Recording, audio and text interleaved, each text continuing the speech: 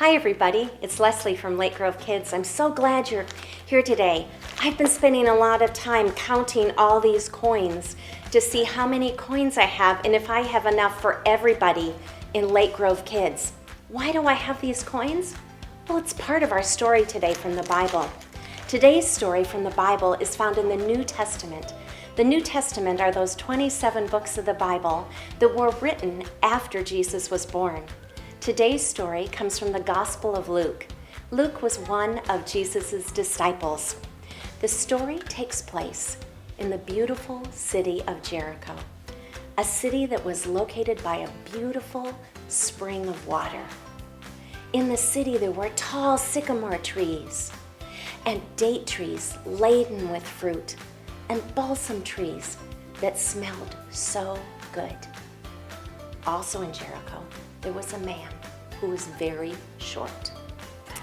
He was a very, very short man, and his name was Zacchaeus. Zacchaeus was not well liked because he was a tax collector. Tax collectors collected money from people to give to the government, but often they weren't honest. Often they took more money than they were supposed to and kept some of the money for themselves. We pick up the story in chapter 19 in the book of Luke. Ready? One day, people in Jericho heard that Jesus was coming to their town. They were so excited. They had heard all of the awesome things that Jesus had done. Zacchaeus was excited too.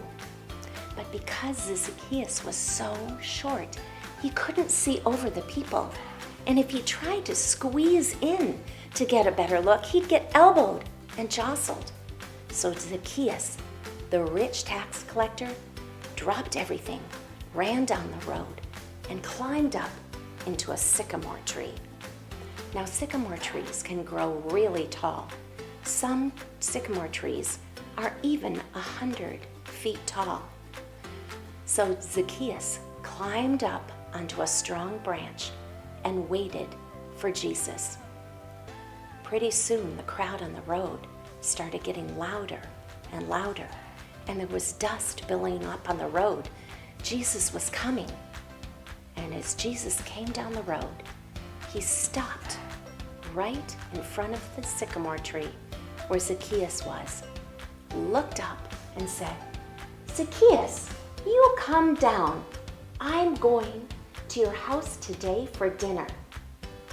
Well, can you imagine how fast Zacchaeus must have come down from that tree with bushes and branches all over him and his robe getting dirty? All the while, people were muttering, "Why would Jesus eat dinner at a dishonest tax collector's house?" Zacchaeus walked hesitantly up to Jesus. Jesus put his hand on his shoulder, and they walked to Zacchaeus' fine house for dinner. Now, we don't know what Zacchaeus and Jesus talked about while they were having dinner, but we do know that when Zacchaeus came out again, he was changed. Listen to what he said.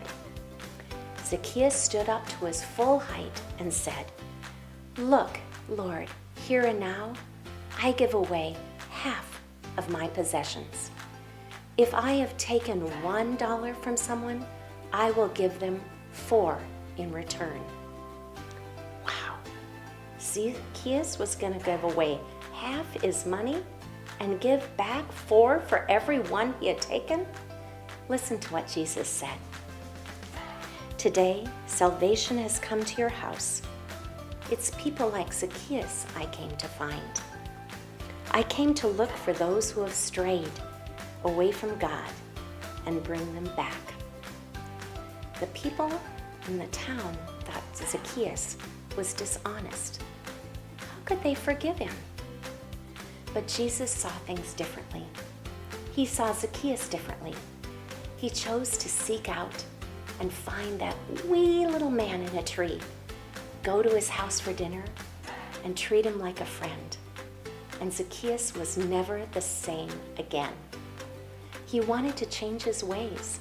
and make things right, all because Jesus forgave him. That's what forgiveness can do. It can change people. Forgiveness can fix or repair relationships like nothing else can. When you forgive others, it can change them, and forgiving others changes you too. Jesus came to teach us about forgiveness and went all the way to the cross to make a way for us to be forgiven. Will you pray with me? God, thank you for this story about Zacchaeus. He was never the same after Jesus loved him and forgave him, just as we are never the same because of this same love and this same forgiveness. Please help us to forgive others just as you have forgiven us. Help us to remember that when we forgive others, we and they are changed. We love you, Lord, and pray all these things in your name.